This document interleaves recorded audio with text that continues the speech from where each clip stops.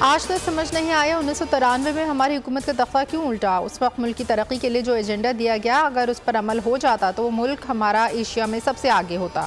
مسلم league نون کے قائد میاں نواز شریف کا مسلم league نون کی سینٹرل ورکنگ کمیٹی کے اجلاس سے خطاب، کہا مشکل حالات سے نکل کر آج پھر اسمبلیوں میں موجود ہیں۔ صبح وزیر اعظم اور شام کو ہائی جیکر بنا دیا گیا، ایٹمی قوت بنانے پر سزائے موت دینے کی کوشش کی گئی، ملک بدر کیا گیا۔ بانی پی ٹی آئی نے کہا بنی گالہ کی سڑک بنا دیں، میں نے بنوا دی۔ اس کے بعد سب لوگ لندن پہنچے اور دھرنوں کا آغاز ہو گیا۔ وزیر اعظم شہباز شریف بولے نواز شریف کو نون لیگ کی صدارت سے الگ کر کے ظلم کیا گیا، پارٹی قائد کی امانت نواز شریف کے قدموں پر قربان کرتا ہوں۔ اور کرغزستان میں ہاسٹلز پر حملے کے بعد کشیدگی برقرار، مظاہرے، پرتشدد کارروائیاں، مقامی اور غیر ملکی طلبہ میں جھگڑا، مصری طالبہ کو ہراساں کرنے پر ہوا۔ پاکستانی طلبہ بھی زد میں آ گئے، مشتعل ہجوم کے ہاسٹلز میں گھس کر توڑ پھوڑ، شیشے توڑ ڈالے۔